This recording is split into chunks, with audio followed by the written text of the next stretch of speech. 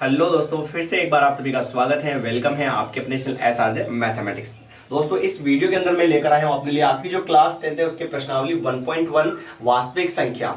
और इससे पहली जो क्लास थी ना उसके अंदर अपन ने इसके सूत्र और परिभाषाएं जो थी उनको अपन ने कवर किया था, कंप्लीट किया था। और इस क्लास के अंदर अपन जो है प्रश्नावली 1.1 को कंप्लीट करने वाले हैं।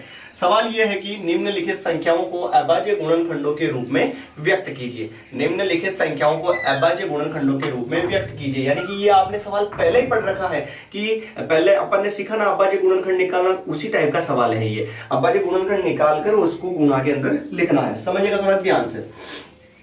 जैसे कि 140 है, यहां पे ये लिखा अपन ने 140।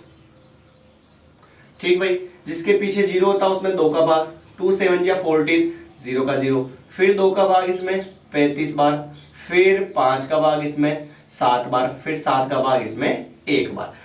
ऐसे गुणनखंड अपन ने यहां तक तो अपन ने सीख रखा, यहां तक तो अपन ने सीख रखा है। 140 जो है उसके अभाज्य गुणनखंड ऐसे निकाले। अगर हाँ प्यारे मित्रों, अगर आपको गुणनखंड निकालना भी नहीं आता है तो आप चैनल पर जाइए, वहां पर एक प्रॉपर क्लास बना रखी है कि कैसे क्या निकालते हैं। हाँ, बहुत सारे को आते भी है, पर बहुत सारे कुछ ऐसे स्टूडेंट होते हैं जिनको गुणनखंड निकालना भी नहीं आता, तो उनके लिए ये सवाल बहुत ही मुश्किल हो जाता है। तो ये आना बहुत ही जरूरी है। चलिए, तो ये गुणनखंड निकाल लिया अपन ने। फिर इसके बाद में कैसे लिखेंगे? 140 बराबर इधर जो भी आया ना उसको लिख दो, यानी कि 2 इंटू 2 इंटू 5 इंटू 7। तो ये हो गया 140 बराबर 2 कितनी बार है इसमें? 2 बार, तो 2 की घात 2, फिर इंटू 5 1 बार और 7 भी 1 बार। तो ये अपन ने इसके अभाज्य गुणनखंड यहाँ पे निकाल लिए और इसको ऐसे गुणनखंडों की।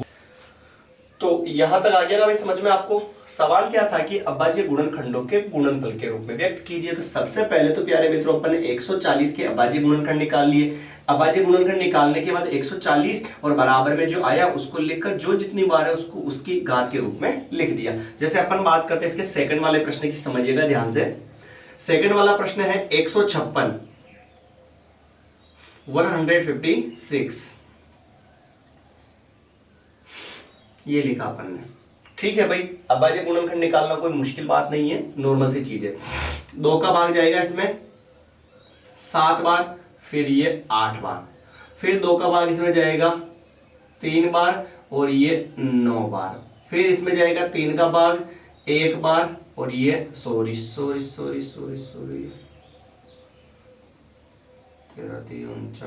3 का भाग ये 1 बार और ये 3 बार, फिर जाएगा 13 का भाग इसमें 1 बार।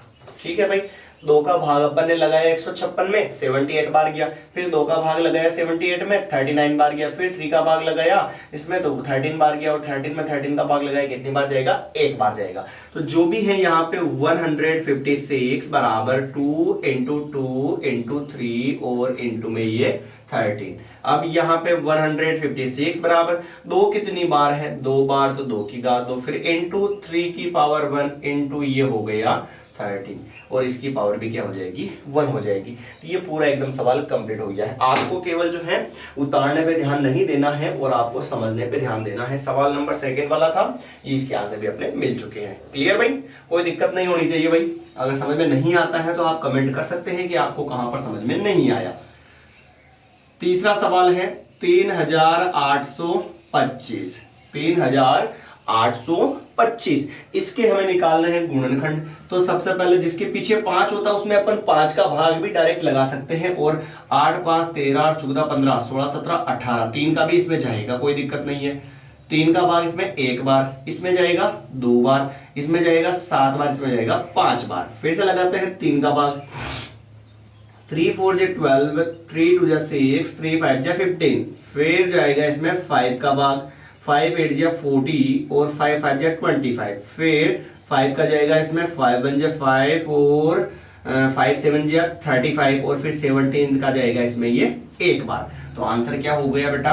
3825 बराबर 3 इंटू 3 इंटू 5 इंटू 5 इंटू 17।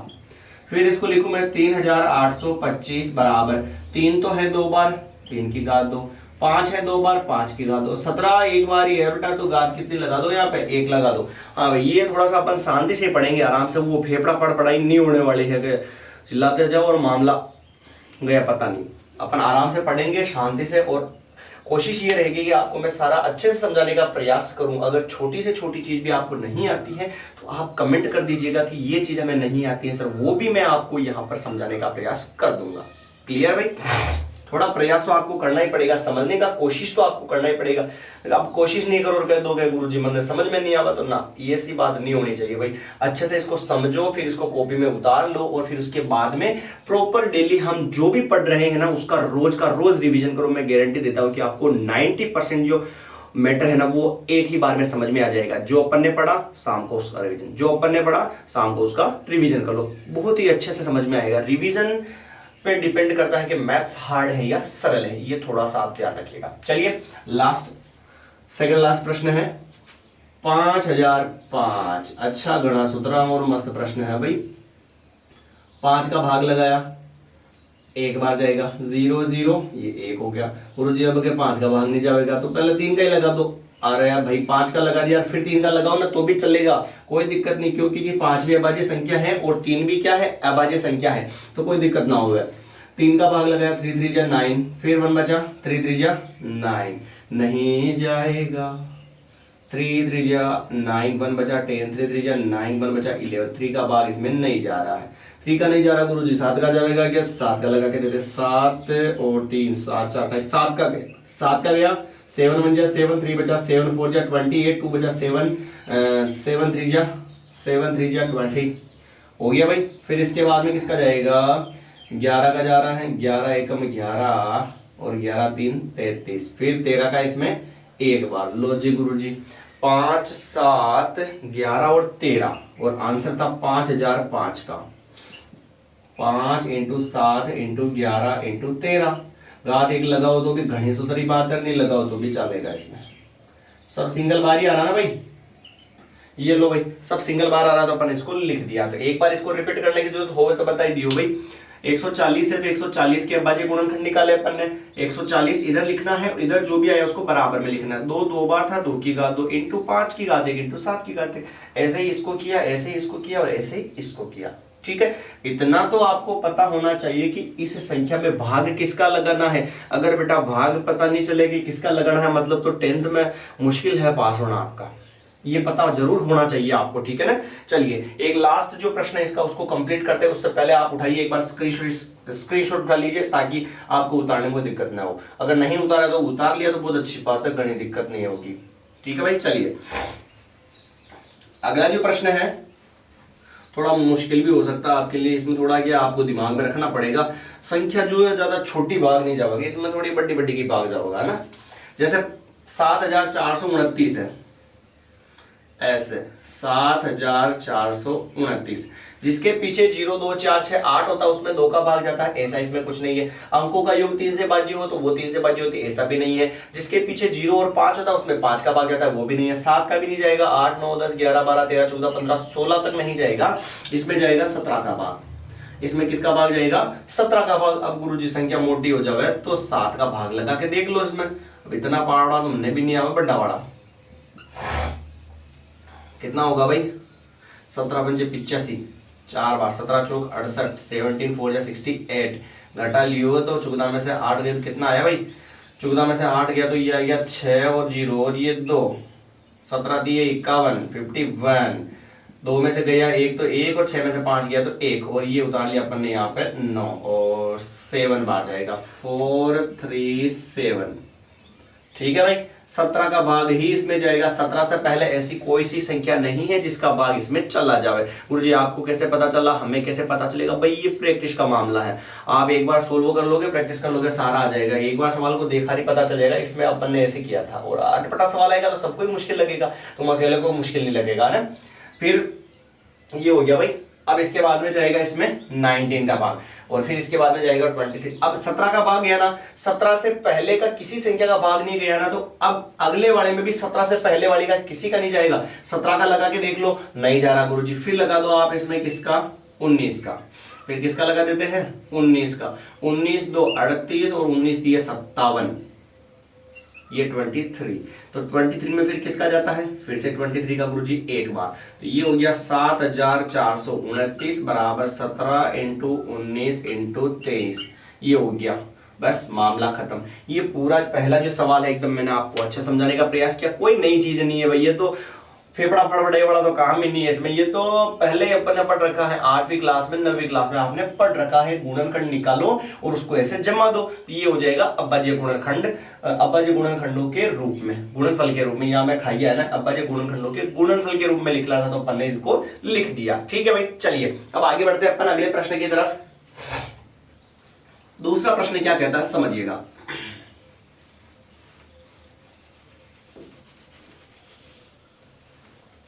दूसरा प्रश्न है पूर्णांकों के निम्नलिखित युग्मों के HCF और LCM ज्ञात कीजिए। हमें HCF और LCM निकालना है और फिर उसकी सत्यता की क्या करनी है, जांच भी करनी है। तो करनी पड़ेगी, उसमें कोई दिक्कत नहीं है, बहुत नॉर्मल सवाल है, समझिएगा। ले भाई, और अगर आप पहली बार क्लास देख रहे हैं और आपको क्लास अच्छी लगती है, समझ में आती है, तो प्लीज वीडियो को जो है लाइक कमेंट जरूर कीजिएगा। और अगर लाइक कमेंट ना करो तो भी चलो कोई ना, पर शेयर जरूर कीजिएगा, ताकि और जो पढ़ने वाले बच्चे हैं ना वो भी जो है इस आपके एक शेयर के माध्यम से हमारे इस चैनल से जुड़ सके, ताकि थोड़ा पढ़ने और पढ़ाने का जो आनंद है अलग हो और मजा आ जाए और मेहनत थोड़ी दुगनी हो जाए। भीड़ जितनी होगी उतना थोड़ा मजा आएगा ना भाई। दूसरा प्रश्न, निम्नलिखित निम्नलिखित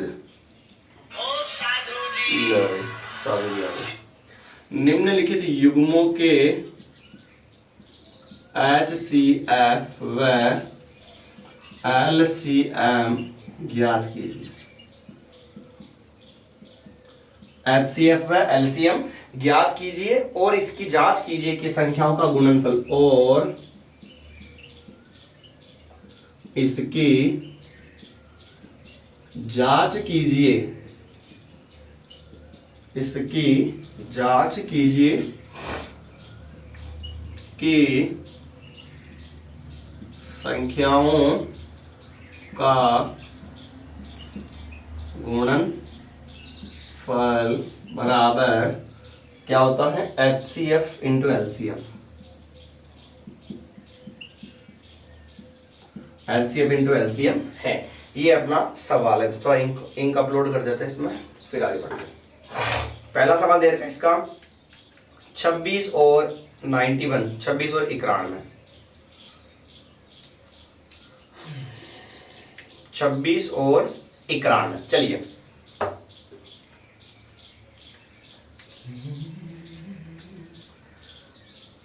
लो जी, हो गया मामला सेटअप।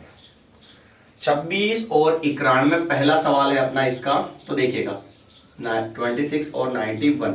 सबसे पहले तो हमने देखना है कि HCF और LCM ज्ञात करना है। ठीक है, HCF और LCM, तो क्या करोगे इसके लिए, सबसे पहले आप इसके अभाज्य गुणनखंड निकाल लो अलग अलग। 26 और ये हो गया 91, 2 का भाग इसमें बेटा 13 बार, फिर 13 में 13 का भाग ये 1 बार, इसमें जाएगा 7 का भाग 13 बार, फिर 13 का भाग जाएगा इसमें 1 बार।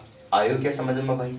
दोनों के गुणनखंड निकाल दो, दोनों के अभाज्य गुणनखंड निकाल लो। फिर उसके बाद में अगर HCF निकालना हो, लो जी गलती होगी फिर से, एक बार लिखो 26 बराबर 26 के अभाज्य गुणनखंड क्या थे, 2 इंटू 13, और 91 के अभाज्य गुणनखंड क्या थे, 7 इंटू 13। ऐसे लिख दिया ना भाई, 26 के ये हो गए और 91 के ये हो गए। अब दोनों में जो सेम मिलता है ना, दोनों में गुरुजी जो सेम मिलता है उसको HCF कहेंगे। दोनों में क्या सेम मिला, 13, तो इसका HCF जो है वो क्या हो गया, 13। आ गया समझ में? अब इसका हम LCM निकालते हैं। LCM 2 तरीके से निकालते हैं, अपन डायरेक्ट वाला तरीका करने का प्रयास करते हैं, आपको समझ में आ जाता है तो बड़ी अच्छी बात है। देखना, दोनों के गुणनखंड में जो ज्यादा बार आता ना उसको लेते हैं और सभी को लेना है। 2 एक बार, इसमें कितनी बार है ही नहीं, तो 2 को ले लेंगे ऐसे। फिर 13 की बेटिंग, 13 इसमें भी एक बार, 13 इसमें भी एक बार, तो चलो एक बार ही ले लो, कोई दिक्कत नहीं।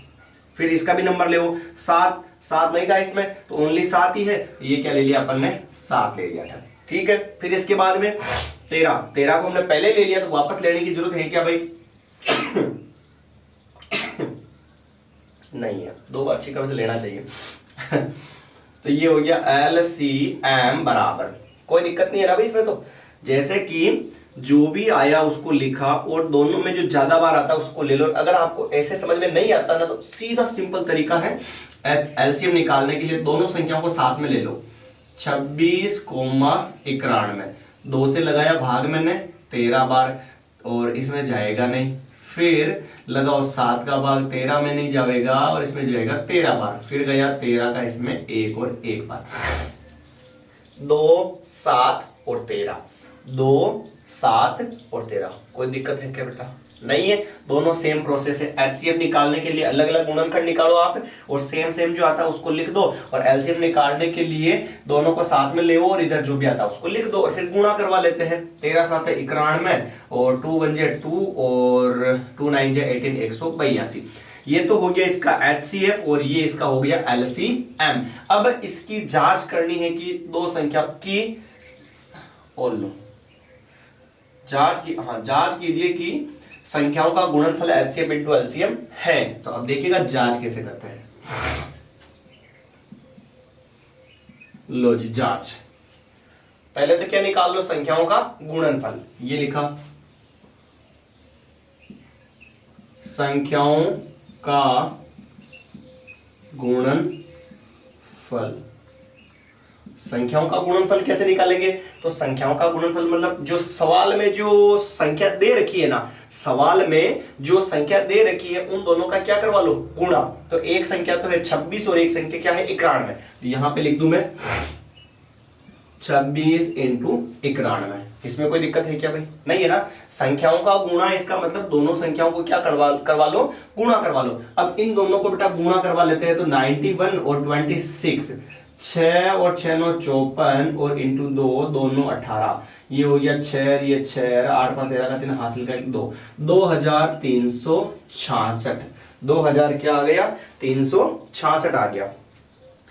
ये अपना पहला सवाल था भाई। अब मैंने पता वो नहीं कि आवे कि नहीं आवे, देखते हैं इसका आंसर क्या आता है। दो संख्याओं का गुणनफल हो गया, दो संख्याओं का गुणनफल हो गया। अब बराबर में देखेंगे HCF इंटू LCM। तो ये लिखा अपन ने HCF इंटू LCM।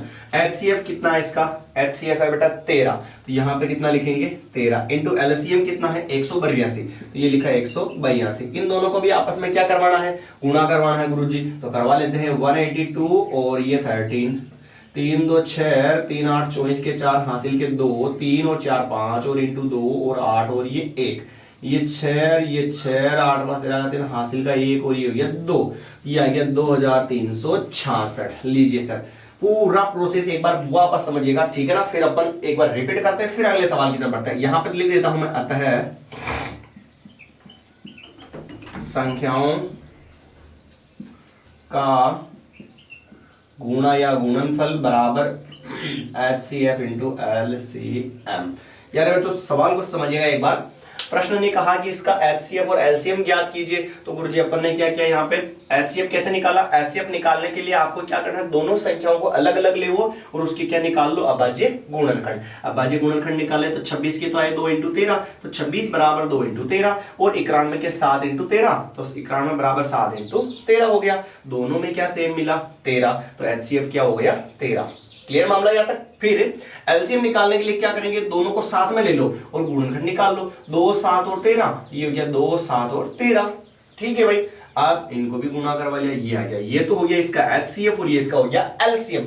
अब इसके बाद में प्रश्न ने कहा कि इसकी जांच कीजिए कि संख्याओं का गुणनफल यानी संख्याओं का गुणनफल यानी दोनों संख्याओं का गुणा। तो दोनों संख्याएं क्या थी भाई, 26 और 91। तो लिखा अपन ने 26 इंटू 91 और दोनों को गुणा करवा लिया तो 2366। मामला खत्म। आया समझ में? ये इनका गुणा था। अब HCF और LCM बराबर में क्या था इसके, HCF और LCM। तो HCF और LCM को गुणा करवा दो। तो HCF तो आया 13 और LCM आया 182। तो दोनों को अपन ने गुणा करवाया तो भी आया। गुरुजी दोनों बराबर आने चाहिए। अगर बराबर नहीं आते प्यारे मित्रों तो आपको ध्यान में रखना है कि आपके कहीं ना कहीं गलती हो चुकी है। ठीक है भाई, दोनों बराबर आ गए तो हमने लिख दिया था संख्याओं का गुणा बराबर क्या हो गया, HCF इंटू LCM। ये पूरा पहला इसका खत्म हो चुका है। अब बढ़ते अपन इसके दूसरे सवाल की तरफ। चलिए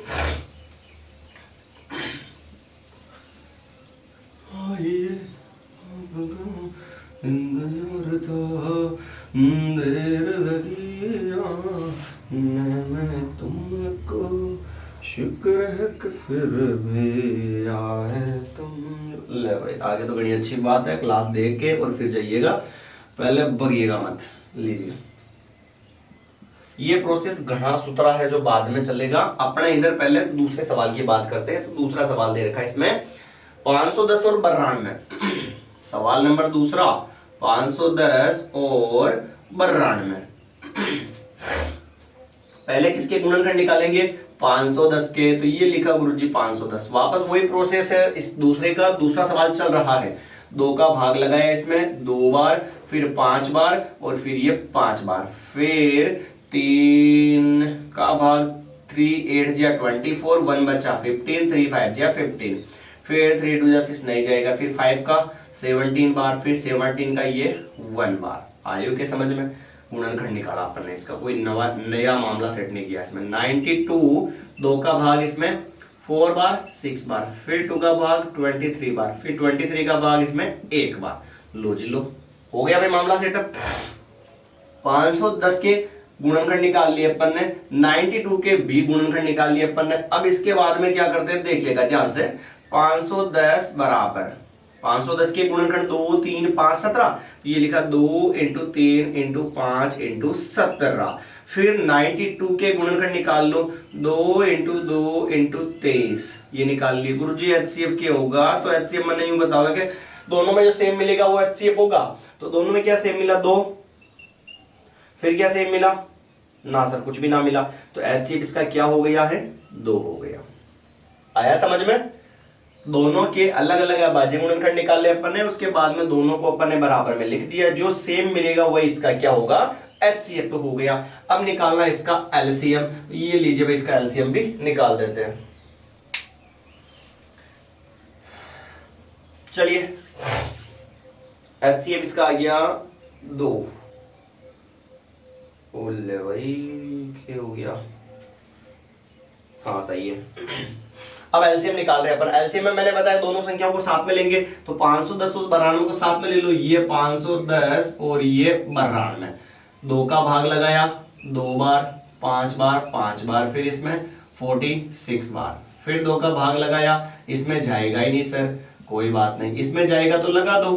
फिर लगाया सर 5 का भाग इसमें, 5 का भाग इसमें, अरे अभी तो 3 का जा रहा ना, लगाते जाओ 3 का। 3 8 जा 24 और 3 5 जा 15 और ये 23। फिर 5 का जाएगा इसमें, ये जाएगा 17 बार, फिर 23 का 23, फिर 17 का जाएगा इसमें 1 और ये 23 बार, फिर इसमें तो जाएगा ही नहीं ना। फिर 23 का लगाया 1 और ये 1 लगा दिया। यहां तक अपना सवाल हो गया। फिर निकालेंगे, यहाँ पे लिखेंगे एलसीएम बराबर 2 into 2 into 3 into 5 into 17 into 23। लो जी, एलसीएम में दोनों संख्याओं को साथ में उठाएंगे तो उठा लिया, जो आया उसको यहाँ पे लिख दिया। इसका गुणा करवा लेते हैं, गुणा करवा लेते हैं सर। 2 इंटू 2 4, 4 3 12 और 12 पंजे 60 हो गया, 60 हो गया। आप देखना क्या हो गया, 17 पंजे 85, 85, चलो जी होगा जो होगा, 60 हो गया भाई। 2 इंटू 2 4, 4 3 12, 12 5 60, 60 को गुणा करवा लो किससे? 17 से। 6 से करवा लो रे गुणा। 6 7 42 के 2 हासिल के 4, 6 7 8 9 10 102, 1020 आया। 1020 को गुणा कराओ 23 से। ये गुरु जी लो 0, अरे रहने दे रहे भाई, रहने दे इसको, 0 पीछे लगा देंगे। फिर ये ले 3 3 2 6 0 3 इंटू और ये 4 0 2 और ये 6 ये 4 ये 3 ये 2 ये 0, 23,460 ये आंसर आना चाहिए। वैसे 23,460 अपने भी आ चुका है और मिल चुका है एकदम complete complete complete complete complete. ये लीजिए भाई, सेम प्रोसेस है, अलग अलग निकाला, जो सेम से मिला एचसीएफ हो गया, साथ में लिया जो आया उसको गुणा कराया तो वो एलसीएम हो गया। फिर इसकी क्या करनी है? जांच करनी है। जांच करनी है तो पहले तो संख्याओं का गुणा निकालेंगे। पहले संख्याओं का गुणा निकालेंगे तो लीजिए भाई, संख्याओं का गुणा क्या है? संख्या एक संख्या तो है अपनी 510 और दूसरी है 92। तो ये लिखा मैंने 510 और ये इंटू बर्रान में। अब इन दोनों का क्या करवा लेते हैं, गुणा करवा लेते हैं। तो लीजिए 92 और ये 510, 10 इंटू 9 और 45 और ये 2 ये 9 और ये हो गया 6 ये 4 और ये 0 का 0, 46,920। तो अपना आंसर आ गया 46,920। अब इसमें नहीं दे रखा मैंने, पता नहीं भाई, 46,920 ये हो गया इसका गुणा। मैंने डायरेक्ट गुणा करवा दिया ना, पीछे वाले जीरो को नीचे वैसे ही पीछे 0 ही लिख दिया, डायरेक्ट ही कोई गुणा नहीं करवाया। अब अगला जो है HCF इंटू LCM, तो HCF तो 2, तो ये लिखा मैंने 2 इंटू LCM 23,460, तो ये लिखा 23,460। फिर इसको लिख देते हैं 0 2 6 12 का 2 हासिल का 1 4 8 और ये 9 2 3 6 2 2 4। तो ये देखो दोनों बराबर आए कि नहीं आए भाई, आ चुके हैं बराबर। और दोनों अगर बराबर आ चुके हैं तो अतः संख्याओं का गुणा HCF इंटू LCM के बराबर होगा। क्लियर भाई, ये दूसरे का दूसरा सवाल। अब आगे बढ़ते हैं, उठाइए एक बार इसका स्क्रीनशॉट, फिर अपन लास्ट इसका सवाल करते हैं। तीसरा सवाल देखिएगा, इसका सब में सेम प्रोसेस है, केवल आपको अभाज्य गुणनखंड निकालना आना चाहिए, कोई नई चीज नहीं है, केवल थोड़ा सा लिखने का तरीका बदल गया भाई। इनको हटा देते हैं, इसको भी हटा देते हैं, इसको भी हटा देते हैं और गुणा को भी हटा देते हैं, बाकी एज इट इज प्रोसेस लग रहा है। तो चलिए देखिएगा क्या है इसमें अगला सवाल। अगला प्रश्न है 336 और 54 है, 336 और 54। तीसरा प्रश्न है 336 व 54। तो सबसे पहले तो हम अभाज्य गुणनखंड निकालेंगे किसके, 336 के। ये लो सर, 2 का भाग लगाया 1 बार, फिर 6 बार, फिर ये 8 बार, फिर 2 का भाग लगाया 8 बार, ये 4 बार, फिर 2 का भाग लगाया 4 बार, ये 2 बार, फिर 2 का भाग लगाया ये 21 बार, फिर 3 का लगाया 7 बार, फिर 7 का लगाया ये 1 बार। ठीक है भाई, फिर ऐसे 54 के भी निकाल लो। ये 54, 2 का भाग इसमें 27 बार, फिर 3 का भाग इसमें 9 बार, फिर 3 का 3 बार, फिर 3 का ये 1 बार। आ गया भाई समझ में, इसके भी अभाज्य गुणनखंड, इसके भी। अब 336 का क्या आया वो लिखते हैं। 336 2 आया 1 2 3 4 बार, 1 2 3 4 और फिर 3 और 7, ये हो गया सर। और फिर 54 का क्या आया वो लिखा अपने यहाँ पे 2 इंटू 3 इंटू 3 इंटू 3। लो सर, HCF क्या होगा, HCF वही होगा जो दोनों में मिलेगा। तो एक तो मिला 2 और एक क्या मिला 3, आगे पीछे हो उससे कोई फर्क नहीं पड़े, मिलना चाहिए। तो 2 इंटू 3, तो ये हो गया 6। तो HCF कितना हो गया भाई, 6 हो गया। अब निकालना है इसका LCM, तो लीजिए सर इनको ले लेते हैं साथ में। 336,54 भाग लगाया 2 का, कितनी बार गया है भाई 168 बार और इधर 27 बार, फिर 2 का भाग लगाया 84 बार और इधर 27 वैसा का वैसा ही है, कोमा है ये, फिर 2 का भाग 42 और 27, फिर 2 का भाग 21 और 27, फिर 3 का भाग 7 बार और ये 9 बार। कितनी बार गया ये 9 बार। ये 2 मिनट, ये लिखा, फिर 3 का भाग 7 में नहीं जाएगा, इसमें 3 का भाग ये 7 और ये क्या हो गया यहाँ पे 1, फिर 7 का भाग 1 और ये 1। लीजिए, तो LCM क्या हो जाएगा, यहाँ पे लिखूं मैं LCM बराबर 2 तो आया 4 बार, 1 2 3 4, और फिर इंटू में 3 आया 3 बार, 1 2 3, फिर ये 7। इनका करवा लेते हैं अपन गुणा। 2 इंटू 2 4, 4 2 8, 8 2 16, 16 एकम 16, 16 दूनी 32, 16 तीय 48, 48 और फिर इसको गुणा करवाते जाओ। 3 दिन 9, 9 7 63, 48 और 63। गुणा तो करवा ही सकते हो ना भाई, यूं मत कर देना भाई गुरुजी आपने गुणा कैसे करवाया पता ही नहीं था। इन दोनों का गुणा इससे, फिर जो भी आवे इससे, फिर जो भी आवे इससे, फिर जो भी आवे इससे, फिर जो भी आवे इससे, फिर जो भी आवे उसको 7 से गुणा करवाना है। ठीक है भाई, 3 8 24 के 4, 24 के 4 हासिल के 2, 3 2 6 7 8 और ये 6 8 48 के 8 हासिल के 4, 6 4 24 और ये 28, ये 8 और ये 9 और ये 2, 2964 बनने भी पता नहीं कि आए कि नहीं आए भाई। क्या निकाला अपन ने भी LCM 3024 कैसे आ गया, कहीं गड़बड़ होगी क्या। 2 आया 4 बार, 3 आया 3 बार, ले 2 इंटू 2 4, 4 दूनी 8, 8 दूनी 16 और लो एक और छूट गया ना, 16 एकम 16, 16 दूनी 32, 16 तीय 48 और 3 तीय 9, 9 7 63, 48 3 8 24 के 4 हासिल के 2 आने चाहिए थे, तो ये 2 3 चौक 12 और 13 चुगता, तभी गड़बड़ होगी।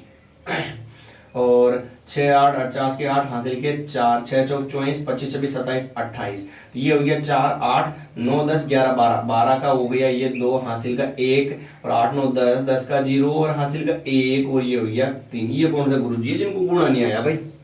है 3024 गुणा ही करवाना है जो मेरे को नहीं आया। ठीक है, बात खत्म। लो भाई इधर समझो आप, ये हो गया एलसीएम और ये हो गया इसका एचसीएफ। अब इसके बाद में अपन बात करते हैं दो संख्याओं का गुणा, यानी इन दोनों को आपस में क्या करवा लो, गुणा। 336 इंटू 54, यहाँ पे लिख देंगे इसका गुणा। ठीक है, गुणा तो करवा ही सकते हो ना भाई, कोई दिक्कत थोड़ा है क्या? मैं डायरेक्ट लिख दूं तो चलेगा ना। 336 को गुणा करवाना है 54 से, इतना लंबा चौड़ा क्यों करवाओ भाई। तो इसका गुणा आएगा, इन दोनों का गुणा आएगा 18 144 और LCM HCF into LCM, HCF है 6 और एलसीएम है ये, यानी 6 इंटू 3024, इसका भी गुणा कर लो 3024 इंटू 6, ये भी आया 18 144, यानी कि अपना ये क्या हो चुका है, एचसीएफ और एलसीएम का गुणा, और दोनों बराबर आ चुके हैं। इसका मतलब ये जो है क्या हो गई, जांच हो गई जिसमें दोनों आपस में क्या हो गए, इक्वल हो गए।